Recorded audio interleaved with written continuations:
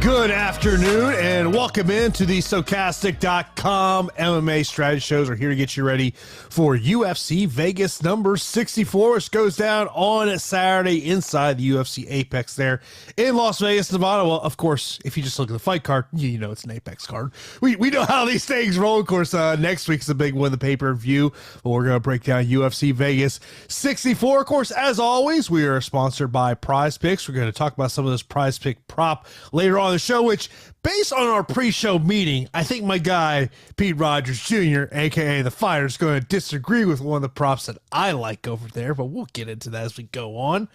How you doing, bro? How's it going? What's going on? What's up, everybody? We have an interesting main event, and outside of that, some, low-level fights, but it is what it is. Another week. I feel like I've been saying that a lot. Maybe we're so spoiled with pay-per-view, or perhaps it's just the UFC level in 2022 is not what it used to be. I don't know. I sound like a purist. It's fights. There's money to be made. There's DraftKings tournaments to take down. So we're here to try to do so. A big main event in the females division here between Marina Rodriguez and Amanda Lemos. Let me see if me and you are on the same wavelength. Oh boy.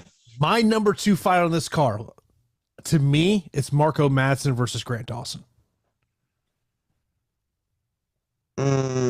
Yeah, I do like that one. I actually like the co-main event a decent amount. So I will say that's my third one. But yeah, those are the 3 fights that I really like. Yeah, but of course, we're going to break this one down for you. Of course, be sure to smash that thumbs up button. That does help us out a ton. Of course, you're not subscribed to Stokastic right here on YouTube. Be sure to do that. Hit that notification bell so you know when a show is live here on the channel. Of course, coming up after us will be the NHL Strategy Show. Plus, we got you covered for NFL coverage, NBA coverage, MLB coverage, whatever DFS coverage you need. We have got you covered here at Stokastic.com. And if you ever miss our show here, you can check it out, part of the podcast network. Of course, most of our programming is available on the podcast channel, so be sure to check that out. Also, help you guy Jason and Pete out over there. Hit that 5-star review on the Stokastic MMA podcast channel. Definitely would appreciate that 5-star rating review. That helps out a lot as well. But let's get right into this one, Pete. Main event is Marina Rodriguez taking on Amanda Lemos. Marina Rodriguez, a slight betting favorite in this one on the betting side. When you look over the DraftKings side of the equation here, 8,800 for Marina Rodriguez, 7,400 for Amanda Lemos. Both these fighters ranked in the top 10 at 115 pounds. Marina Rodriguez, number 3. She believes she's fighting for a title shot here, which I don't disagree with her in that one. She's 6-1-2 in the UFC. Her only loss coming against Carla Esparza. Of course, since that loss to Carla, she's won 4 in a row. Now, her last 3 wins have come via decision. That's where this argument, I think, is going to come up between me and Pete of how each of us see this one going down there. Of course, on the other side, Amanda Lemos, she is 6-2 in the UFC. Her losses against Leslie Smith and Jessica Andrade. She is coming off a second-round submission against Michelle Waterson here. She did get to Vegas a little late this week, Pete, because of I'm not up to tune on Brazilian politics, but basically what I saw from Guilherme Cruz MMA fighting is so basically truckers had barricaded the streets, so multiple Brazilian fighters couldn't even get to the airport. Yeah, Man Lemos got to Las Vegas yesterday afternoon. Paul Viana's got there as well. Yeah, I text Pete. I'm like, hey, man, just kind of let you know this is going on. And Pete's like, bro, what's going on in Brazil? I'm like, I'm sorry, bro. I'm not up on Brazilian politics. Yeah, bro. You sent me that, and I'm like, okay, what's going on? Because I really don't watch the news. Never mind. I'm not too involved in international news. If it doesn't pop up on Twitter or something like that for me, I tend to not really see it. But yeah, I mean, so that's an interesting wrinkle. It's not like she's going and having to get acclimated to a spot with ridiculous elevation, like let's call it Colorado or something, where I remember like Cain Velasquez when he fought in Mexico or whatnot. And it's like, that's a different element when you're having to go get acclimated to elevation, and you should get out there early. Vegas is Vegas. You should still get out to any place you're going to fight relatively, the week of. That's always been my take. But I'm not going to read too much into that, other than just like an outside stressor for Amanda Lemos, kind of just some increased aggravation leading up to a weight cut. I will say that the salary is $8,800 for Marina Rodriguez and $7,400 for Amanda Lemos is pretty interesting. I thought the salaries would be a little bit closer, but I do think that a lot of money is coming on Marina Rodriguez's side because of the cardio concerns of Amanda Lemos and the fact that, the pace of Marina Rodriguez seems like it could be one to break Amanda Lemos, but I don't know if she gets her out of there. And that's kind of where like you and I are slightly differing here. And Sean V in the chat. Sean, me and you are on the same page here. Cardio issues for Amanda Lemos and Sean riding. She probably has got to get a stoppage in the first couple of rounds. And I totally agree with that. I think if this fight hits the 4th round, I think it is advantage Marina Rodriguez. Now, if you're in the corner of Amanda Lemos and you've been preparing her for this matchup, I got to think the thought process is, let's try to work the takedown. Let's try to get this fight to the ground, as opposed to having a stand-up striking matchup against Marina Rodriguez. We've seen what Amanda Lemos can do on the feet. However, outside the Angela Hill fight, in terms of what she's done, it's against fighters who just aren't in the UFC anymore. So Mike, I don't mind getting to Amanda Lemos as a, under 8,000 salary fighter because of potential GPP upside. But overall, I think it's a Marina Rodriguez win, and I like her to finish this fight at some point. That's why I like the under 22.5 fight time minutes over on Prize Picks with Marina Rodriguez. Okay. I can see where you're kind of backing that point. I like Marina Rodriguez in the matchup. I do think that the volume, the skills, the takedown defense, just everything. She seems to be the more complete MMA fighter. My big concern with Marina Rodriguez, as evidenced in some of her previous performances, is if she gets taken down and just is controlled on the mat.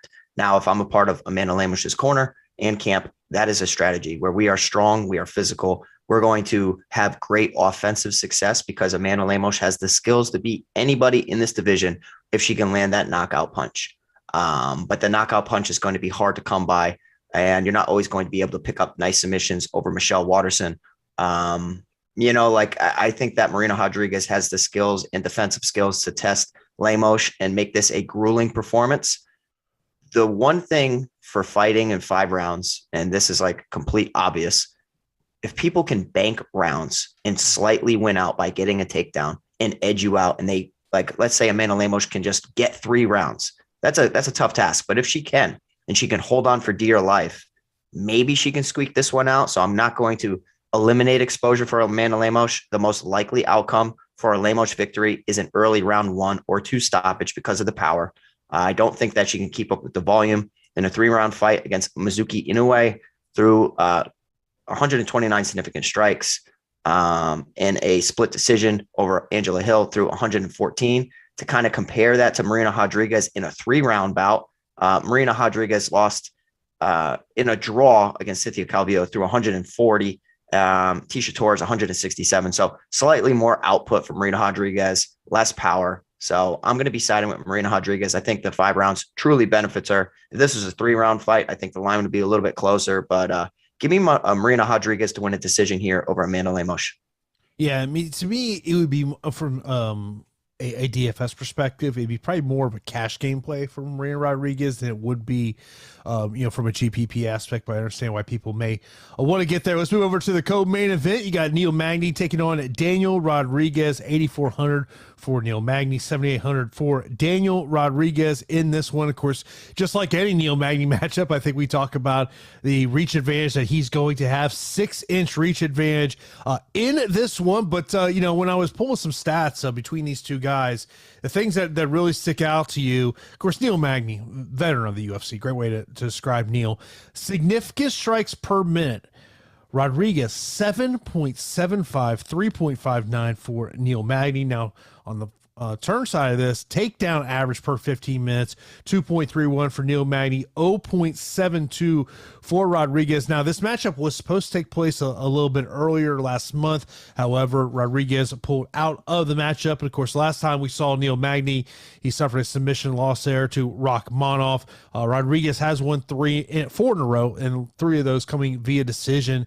And overall, my general thought, Pete, is I think this is probably going to be a 15-minute matchup. I give a slight edge to Daniel Rodriguez in this one. I just don't know from a fantasy upside perspective if this is a fight that I really want to get to. Yeah, so I think that the ceiling could be slightly capped here. I didn't score the previous fight for Daniel Rodriguez. I thought Li Jingliang did enough to win. Granted, I was half watching at work, but it feels like that was the consensus where a lot of people favored Jingliang in that bout and thought that he should have been the rightful winner. As far as the salary, Daniel Rodriguez is going to be a pretty popular play, and I'm going to get to him plenty because, 19-8 for Neil Magny overall in the UFC, but it seems like some of his best days are left in 2014, 2015, when he was on that hell of a run. Yeah. He's always had an Achilles heel when it comes to submission defeats and absorbing damaging strikes. Now, Shavkat Rakhmonov is one of the biggest prospects in the sport, so I don't really hold that defeat with too much against him. I think the split decision over Max Griffin and the decision against Jeff Neal goes to show you that the skills are still there for Neil Magny. It's not like his skills have completely diminished. It comes down to, not getting put in a terrible position on the mat and getting, put into a choke, which tends to be a deficiency within his game. in absorbing big shots. How does he absorb big shots, or how does he avoid getting hit with those big shots? He tends to look to grapple more so than you would think. Neil Magny likes to get takedowns and get top control. I mean, against Max Griffin, he attempted 9 takedowns, was only successful with 1. Against Jeff Neal, he attempted 10 and was only successful against 2. My issue with him going in the takedown department against a guy in Daniel Rodriguez is the submission skills of Daniel Rodriguez, where like, you know, yes, you can possibly take him to takedown city, especially because of your large frame. But when he hits the mat, there are some sequences where I see an opening for Daniel Rodriguez to, you know, throw up a Hail Mary submission or just catch him because of, you know, Neil Magny's jiu-jitsu is not the best. His striking and long range striking is great, and his offensive takedowns are pretty good and pretty solid. So I think the takedowns will be enough to win 2 rounds against Daniel Rodriguez. But in 2022, I don't really trust Magny as much as I used to. He's put out great game plans to beat Johnny Hendricks, great game plans to beat my boy and Kelvin Gastelum. So, you know, we've seen great performances from Magny, but this is a guy on the upward trajectory, and Daniel Rodriguez against a staple gatekeeper within the welterweight division. So I'm picking Magny, but my exposure is going to be dependent on what the field does. So I'm not hating on Daniel Rodriguez at all as an underdog call. And Sean, to answer your question about how D-Rod has fared over on DraftKings. So his last matchup against Jia Ling, 3-round decision, he scored 65.4 points. Prior to that, scored 87.8 against Lee, 108.5 against Parsons, 84.8 against Perry. The decision loss against Dalby, 38.8. So, I mean, he has scored well.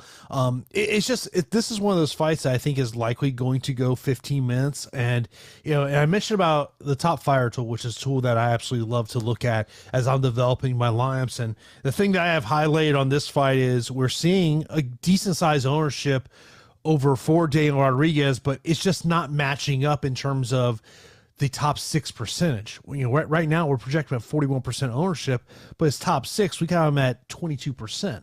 Like, that's just a number that scares me. Like, I don't want to get that high on Daniel Rodriguez just because I think it's a 15-minute fight and that there's other fights that I want to attack. Like a fight that I feel like we're going to have to attack here, Pete, this week.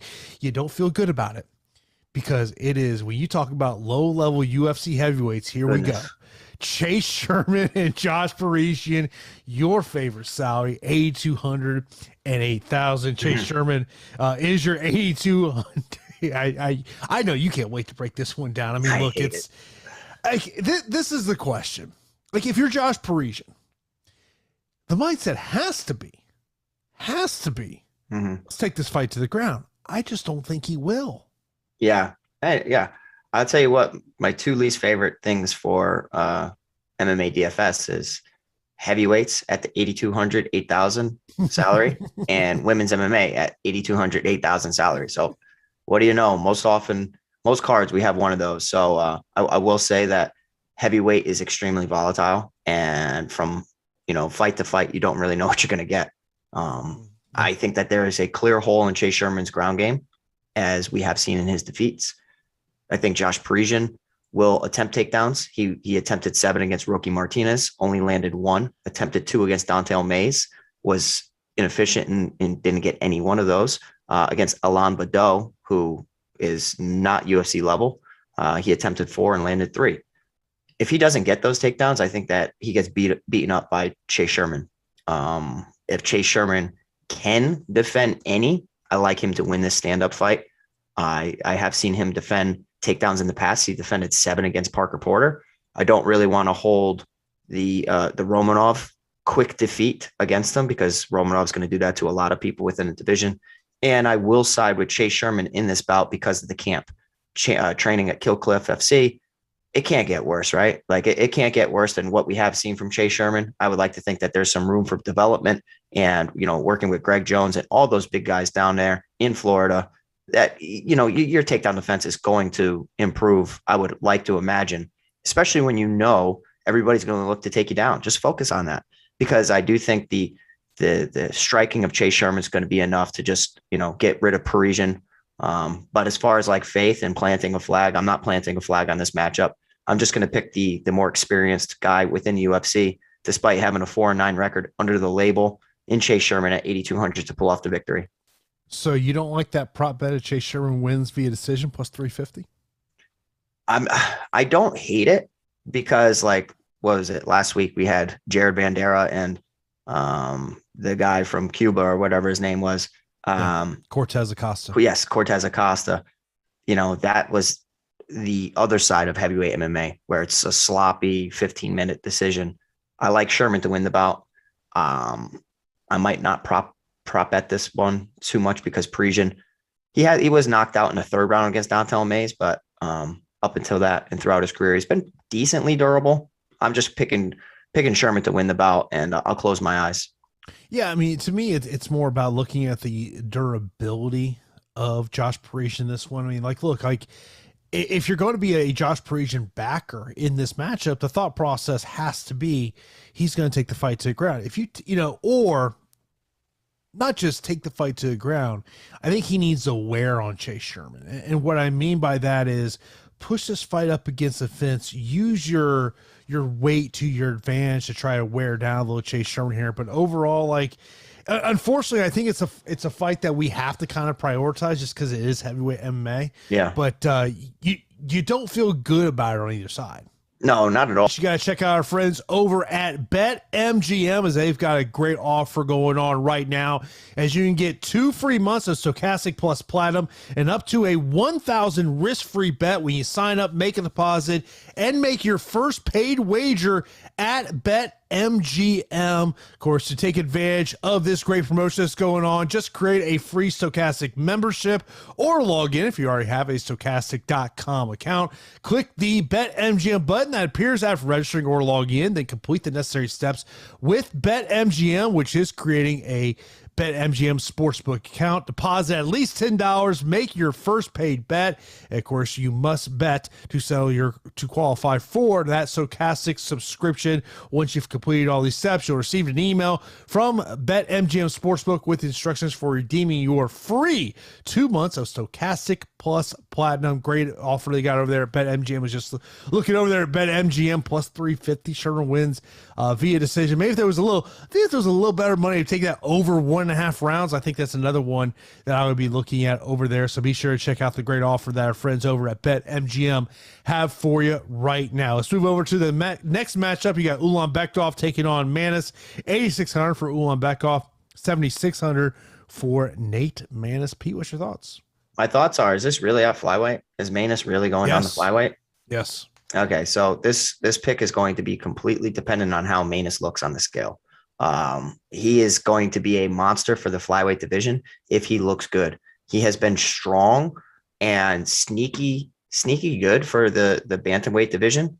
And I've openly stated how I don't think Manis is good, but he has proven me wrong time and time again.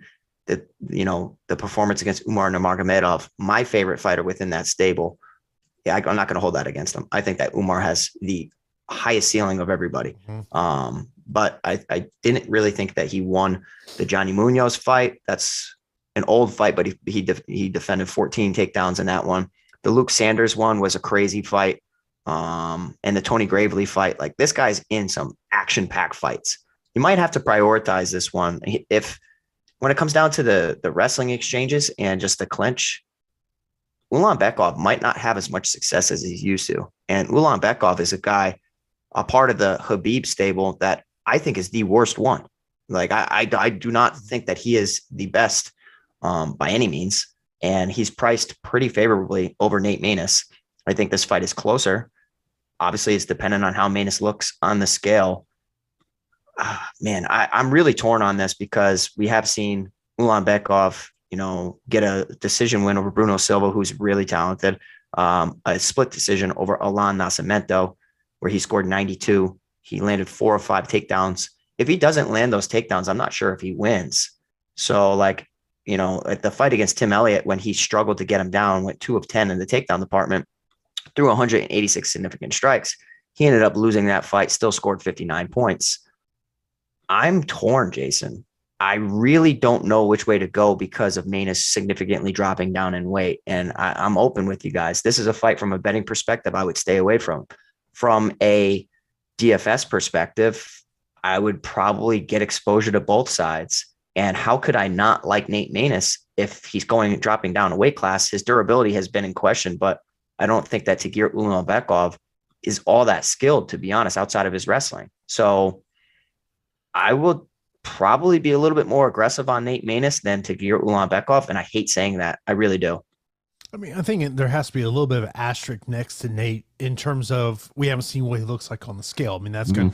If he steps on the scale tomorrow and he just looks great, okay, I could see him being one of my favorite under 8,000 options because, you know, Ulanbekov, I'm just not big on him. And I think you brought up some great points of that camp there. You know, can he score takedowns? I mean, we've seen his ability to score takedowns, but yeah, Tim Elliott fight, I think, is one of those fights that you just don't forget over there. I mean, you know, last week, you know, we were sitting here going, man, don't really love all these underdogs. Of course, it ended up being a big underdog week last week. You know, even though I saw someone in the comments was like, hey, can y'all not mention that live before live again? Some weeks are going to be like that, right? Like, you know, you're going to be wrong on some fights. It's just how it is. This is a crazy sport. Last week, more underdogs came through than how I expected.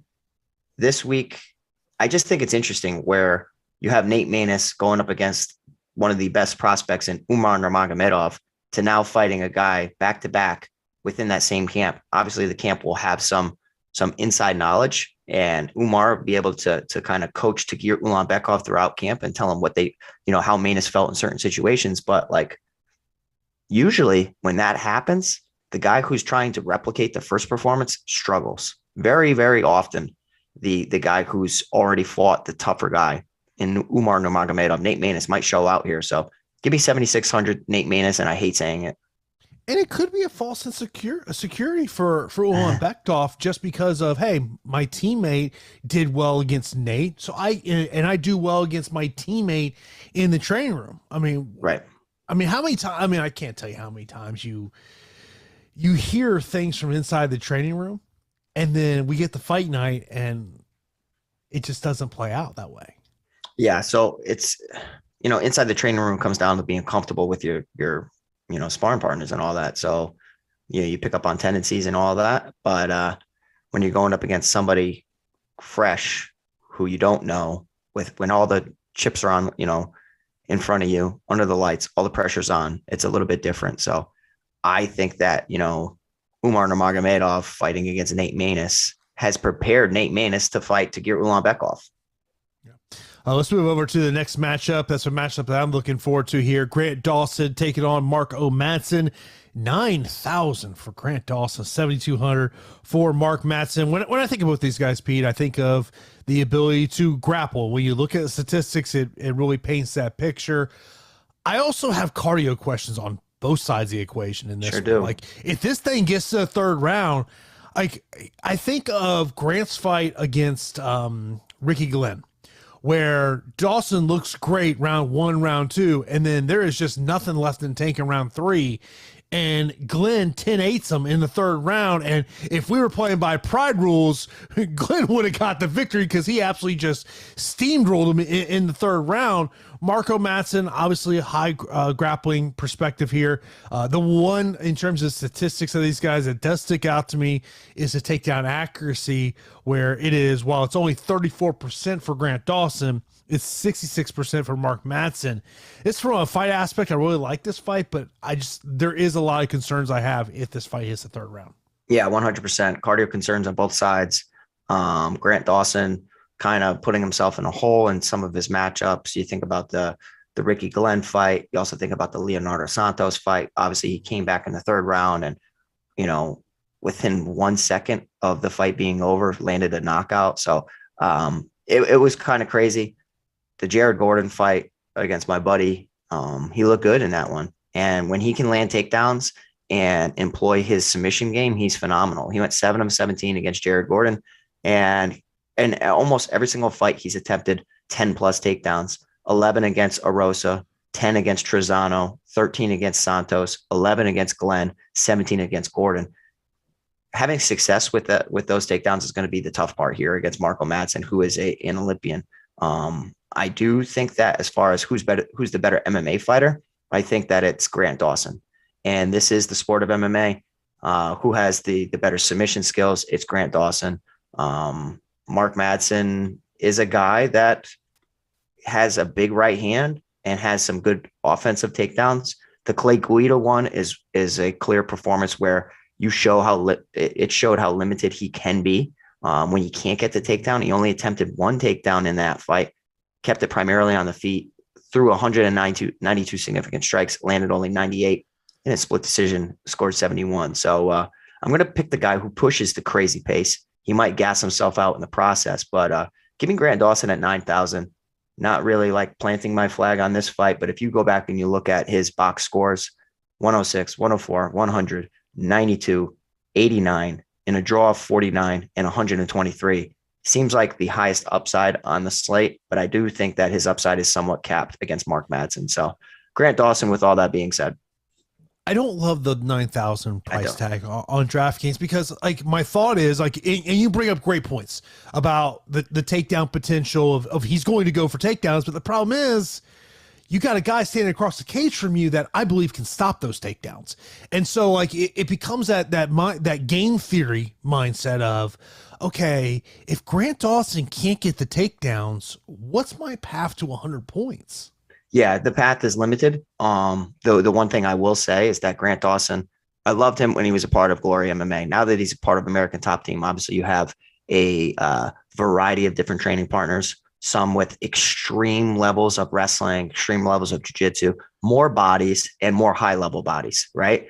And you do have a very strong wrestling room, a part of that camp. So I'm sure that he's working with people with similar wrestling defensive skills to a Mark Madsen. When all, under the lights is going to be a different thing. Who's the better striker of the two? I would say that Madsen has the more power, but the volume edge would have to go to Grant Dawson, where he just throws a lot to get you worried about the strikes to then open up a window for a takedown. So, I mean, they're both really talented. 6-0-1 in the UFC for Grant Dawson, 4-0 for Mark Madsen. Hell of a fight. Line should be closer. I thought Grant Dawson should be like 86, 8,700. If he doesn't get the takedowns, this could be his first fight.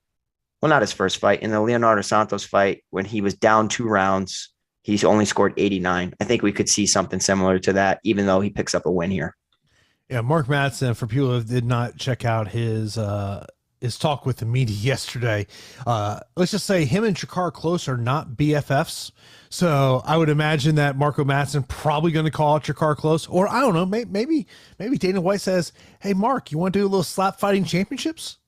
I have no idea what you're talking about. You don't know? You have not heard what slap fighting championships is? So Dana White and Lorenzo Fertitta are starting a promotion. It's called Slap Fighting Championship. That's a circus. What are we doing? Oh, come on, kid. Come on. You guys like that? You like that? I may have been known to watch some of that stuff on Facebook and TikTok. I may be known to do that. Yeah, you've also seen bare knuckle or have watched bare knuckle, right? Like, I've refused to watch bare knuckle. I will. God, who was I talking to the other day? Oh, God damn it. Who was I talking to? They were like, I would not. Oh, Kamal Worthy. Kamal Worthy's like, yeah, I would not do bare knuckle. He's going to do boxing, but not bare knuckle. Yeah, the bare knuckle is bad for his style with how much damage he's taken. I'm a Scouser, but I mean, like, we don't get knocked out. like I'm gonna say this. Like, why do I feel like if there was a senior division of slap fighting championship, Pete you already Senior know my dad's in it. Pete Senior would be like, let's go. Yeah, my dad's a monster. You already know. My dad would 100% do that, even at his age right now, because he used to compete all the time in kickboxing and all that stuff, martial arts competitions. And then you used to do a ton of arm wrestling. He's a monster with arm wrestling. So, like, I can only imagine, like, even right now, I go to arm wrestle and I get destroyed, not even close. So it's quite pathetic how I can't even like match a 72-year-old dad. It's kind of crazy. It's because you're taking light arm. I know. I'm really not. I'm trying my damn hardest. I could literally use my 2 arms. This guy's bones are double. Like, when I tell you, I don't know what it is. Like, I don't know where I got my height from.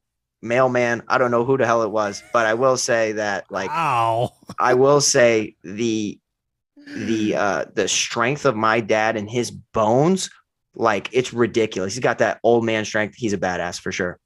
I'm telling you right now, we will see UFC fighters in slap fighting championship. Guaranteed. It's dumb, dude. It's so dumb. I'd much rather watch grappling, slap fighting. You stand there, you hold the table, you slap each other. What are we doing? I don't know. I'm now, Tyler, I got to get Pete in slap fighting championship. Get me paid. I'll do it. Get you paid. How much could they possibly make, Jason? Like, come on. What, $1,000? I have no idea. $1,000 to slap each other in the face? That's so dumb. I bet it's more. You think it's a lot? I don't think it's a lot, but I think it's pretty similar to what arm wrestling competition is. Those guys breaking the bank? I would imagine they're not. I think Dana and Lorenzo being involved, the pay will be a little higher than that. Ping pong, like who gets paid more, ping pong players or slap fighters? I'm going to go with. Or cornhole players? Man, I don't know. Who gets, I bet you, the answer, Ross, is the ring girls make more than all of them. So, shout out to the ring girls, I guess. Yes. Ring girls do, they do, take home a nice direct deposit after the fights are over. Of course, this is the strategy show. We're getting you ready for UFC Vegas 764, and we are sponsored by Prize Picks. Of course, they got their daily prop-based contests over there. And of course, click the link in the video description below and sign up over at Prize Picks and make your first deposit. And you can get 1 free month of Stokastic plus Platinum when you make an instant match deposit up to $100 when you sign up to make a deposit at Prize Picks. And, typically I try to find about a 5-pack. Really struggled this week, Pete. I think these lines are pretty good over at Prize Picks this week, but there were 3 that stuck out to me. Significant strikes on Chase Sherman at 45.5. I like the over right there just because I do think that this is going to go over 1.5 rounds. And I think Chase Sherman can easily hit that number. Yeah, I like that a lot. It's a good number. He smashed that and almost, in all the fights that he didn't get finished in round 1, he smashed that. Yeah. So that's a great line. Yeah, he's a volume puncher. That's who he is. The other 2 I like, I'm going over to the fight time. Marina Rodriguez, I mentioned this one. It's at 22.5. This may be a number you might get better later on in the week than where it is right now. But I do lean the under 22.5 just because I have questions about the cardio of Amanda Lemos being able to, make it deep into the 5th round. The other one in the fight time that I really like, I like the under 12.5 minutes on Miranda Maverick. Yeah, I like that one a lot.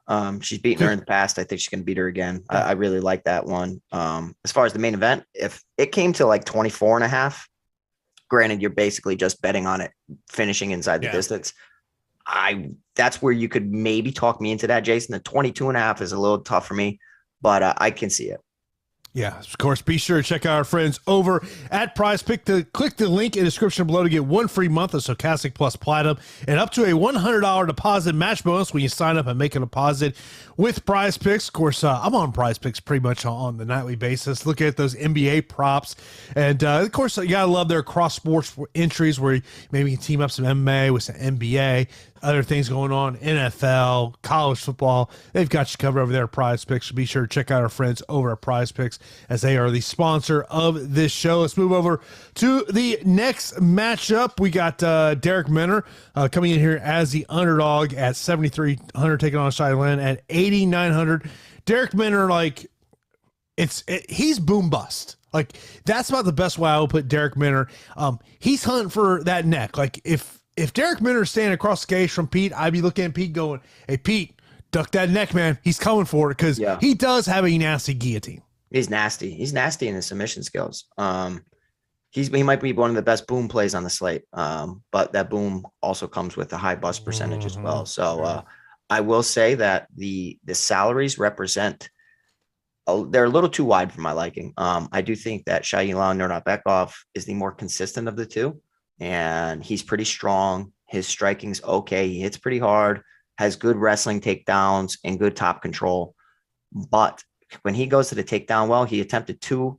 He landed 2 of 14 takedowns against Joshua Kulabau and lost the decision. Went 4 of 8 in the takedown department against Sean Soriano, 3 of 6 against TJ Brown. When he gets it, finally, he's able to get a ton of control time, and he's heavy on top. Also knocked down TJ Brown in that bout. I do worry if he goes the takedown route, he will get submitted against Derek Minner. The fact that Derek Minner made a career on submitting people or getting submitted or finished regionally, I think is crazy, because when he does not get submitted against Ryan Hall, that shows that he has improved dramatically. And I really like him a part of Glory MMA and Fitness. I'm going to do it. I'm going to pick Derek Minner here to upset Shailan Nurnabekwa. But this is a fight that I will be making a group and prioritizing. I think we need one of these guys. It's either going to be Shailan, takedown, tons of top control with a possible route to a finish, or a Derek Minner surprising everybody with a takedowns or a submission finish. So give me Derek Minner as my first big underdog risky play of the week. First round upside for me, for Derek Minner. For sure. If this fight gets out of the first round, a little worried there. By the way, did you just hear that jet come over my house? Yeah, I didn't know what that was. I didn't know what the heck was going on. I was just like, I'm just going to keep talking. If we lost the stream, we lost the stream.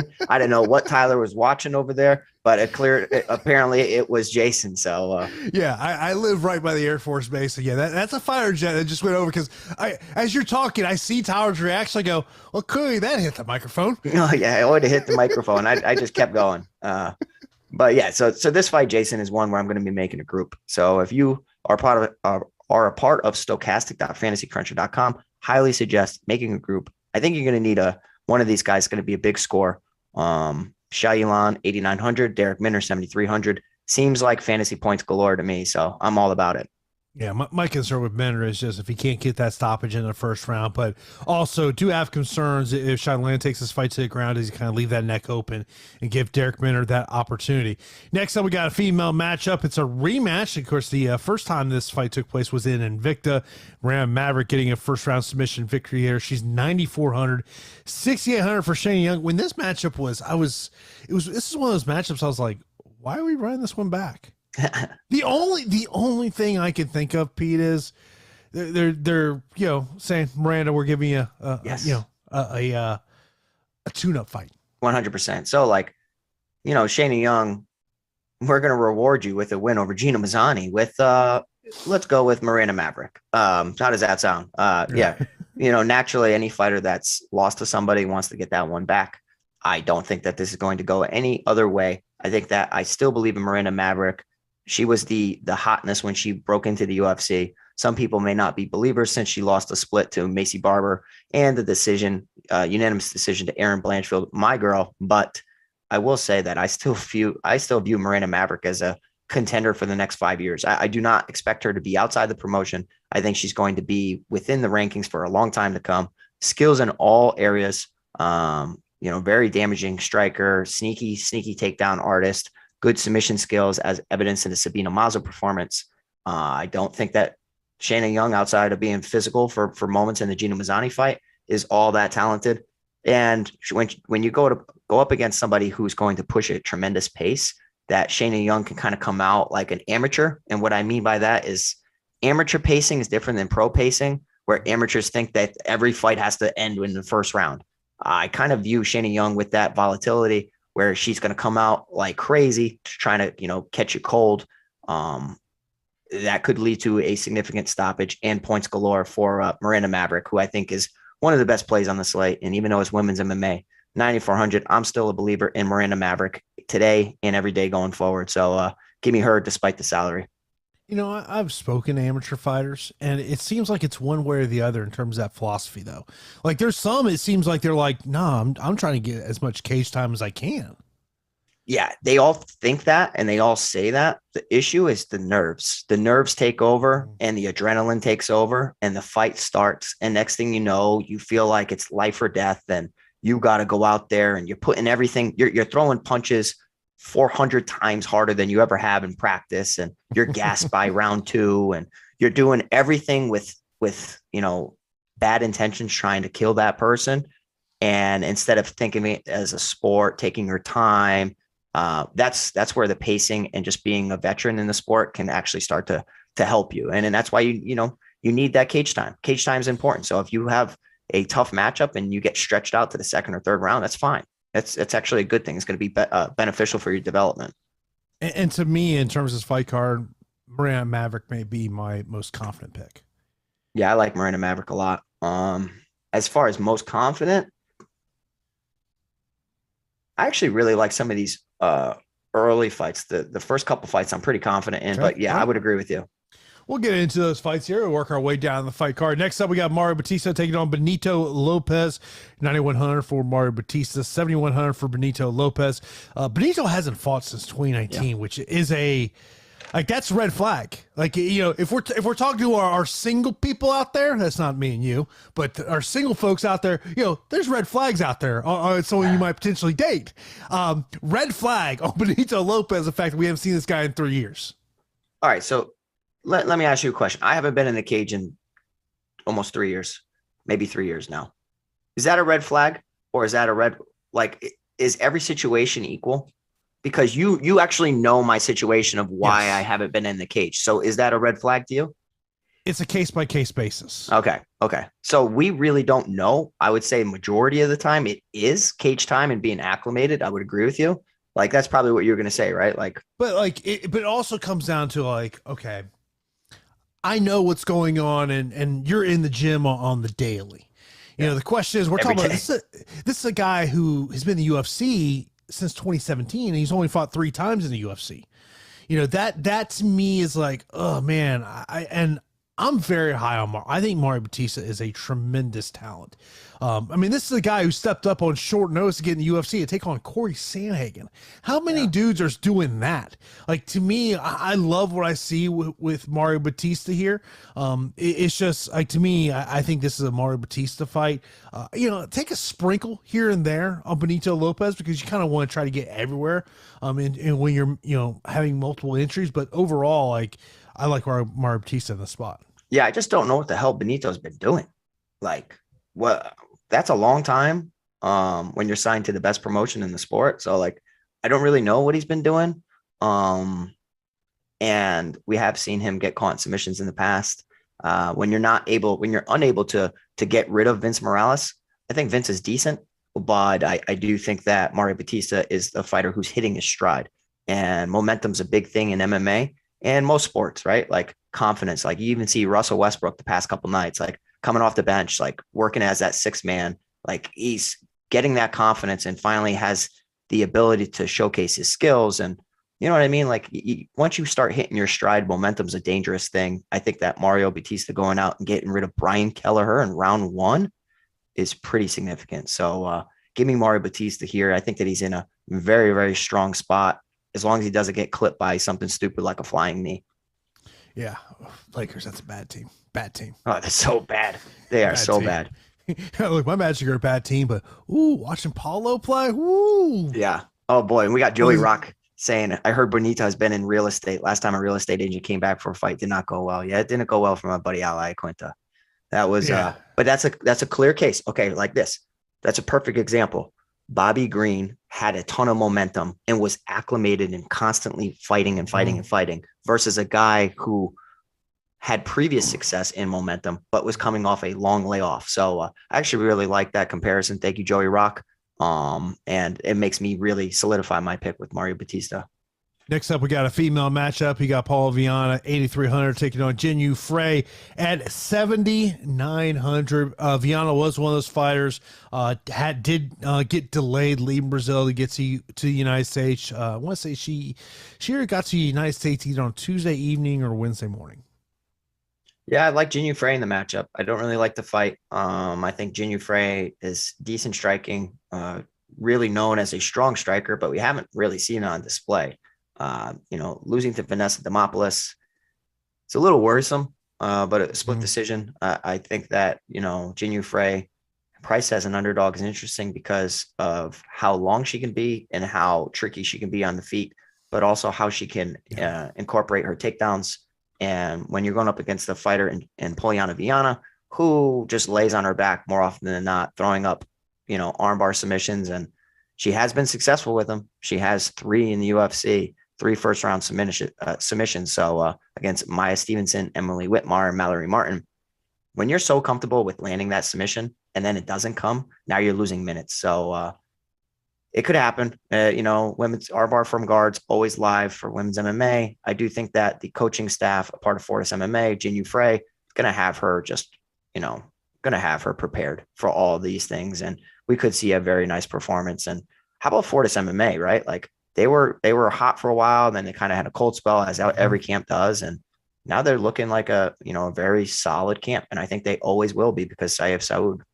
Yeah, Saif Saud, I think, is one. I don't know if I should say he's one of the more underrated coaches, because I think he does get praised, but I think when we talk about the best coaches in mixed martial arts, I don't feel like his name gets brought up enough. Yeah, I mean, he's a fantastic coach. And last week I was wrong about Trayshawn Gore because of Saif Saud. So like, I'm watching that fight and my neck hurt seeing Josh Frim in that choke. That was nasty. But that's and then he gets dropped like the whiplash. Let's go with the choke. Yeah, that choke was so bad. My father-in-law called me and he's like, "What the heck do you think about that? Like that stoppage, and what was the ref doing?" I'm like, that one looked bad. And it was bad. But guess what? If it's that bad, tap.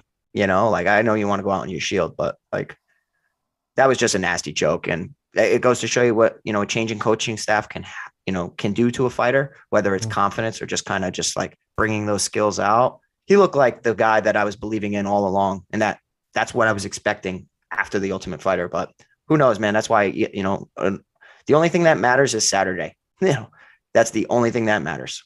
Yeah. Next up, I think when we talk about potential fighters who may go that takedown route, Johnny Munoz has got to be one of those guys that comes into your equation here. 8,700, Shalane 7,500 in terms of this one. And of course, when I think of Johnny Munoz, of what we've seen, not just on the regional tape, but also in the UFC, it's the guy that will threaten with the takedowns.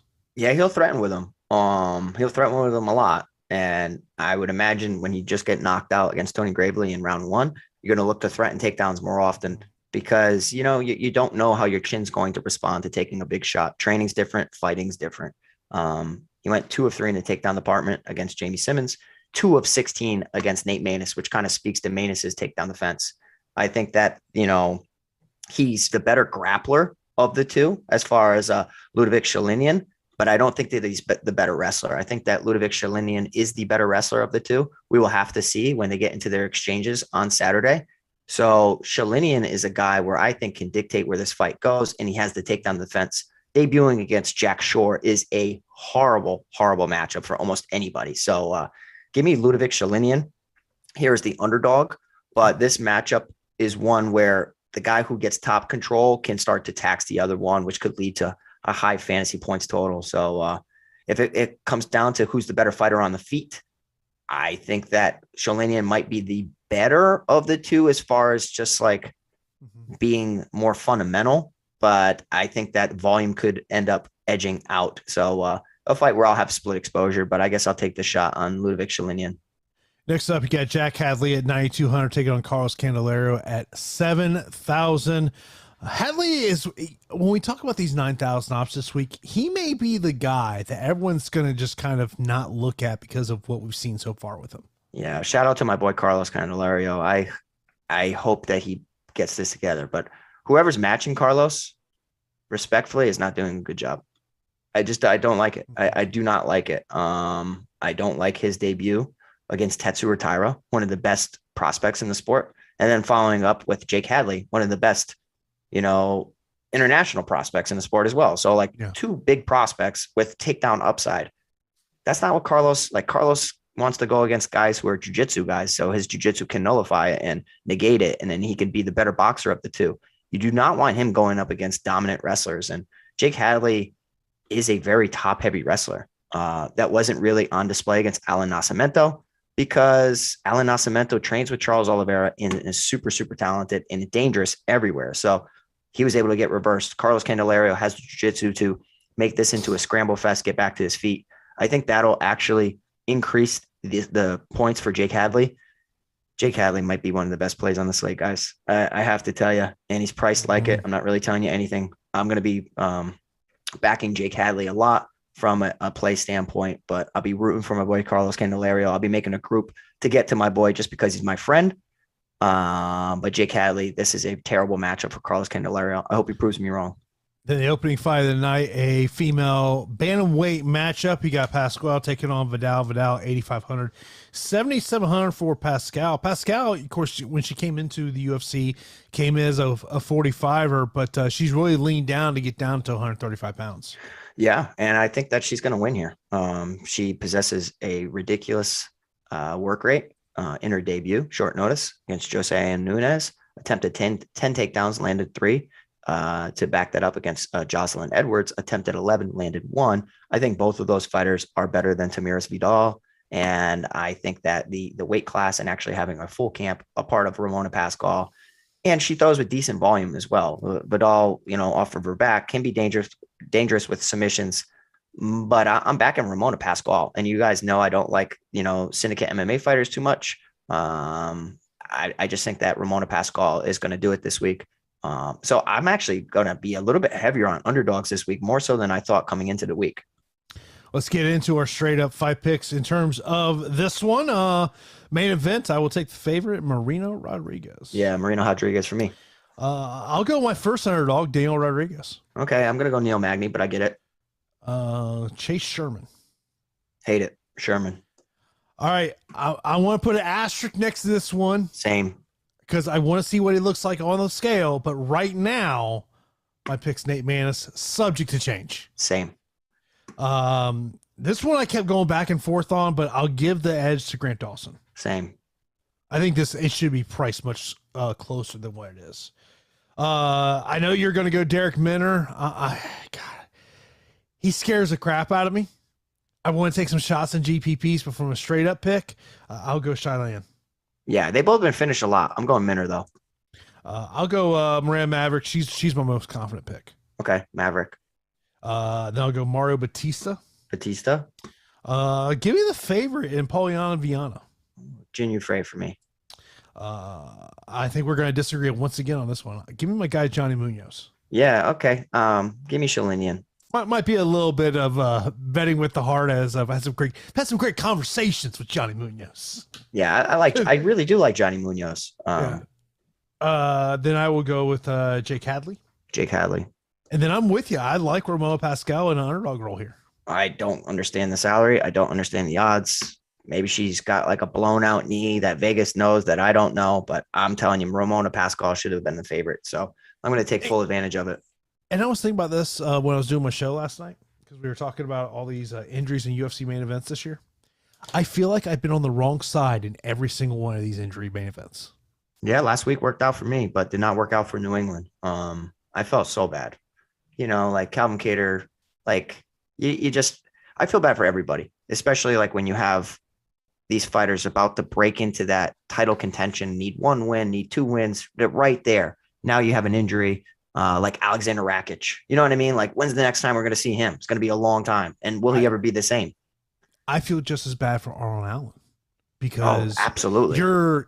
He knew going into that fight of like, hey man, if I can make a statement, I can solidify myself potentially as the next title challenger after Volkanovski challenges for the lightweight belt. So like, I feel bad for him. I honestly feel awful for Calvin. Let's get Samuel super chat in here before we get out of here. Top 2 cash. For me, my number 1 would be Miranda Maverick.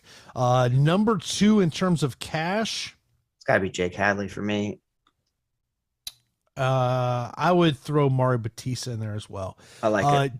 GPPs and underdogs. GPPs. Shalinian and Minner. That's the number 1 GPP fight that I want. Yeah, that was. I think that the Vidal Pascal fight is a GPP must, but I'm significantly favoring Ramona Pascal, so I'll say Ramona Pascal. Yeah, I mean, in terms of underdogs, in terms of a GPP underdog, Derek Minner would probably be the one I would try to get to more than the others, just because of the fantasy score upside. Yeah, I mean, think about what he did to TJ Laramie. Laramie's a guy that was supposed to be not the next big thing, but he's super solid. And then he just snatched up that neck and finished him pretty easily. So I think he can easily finish Nurmagomedov here.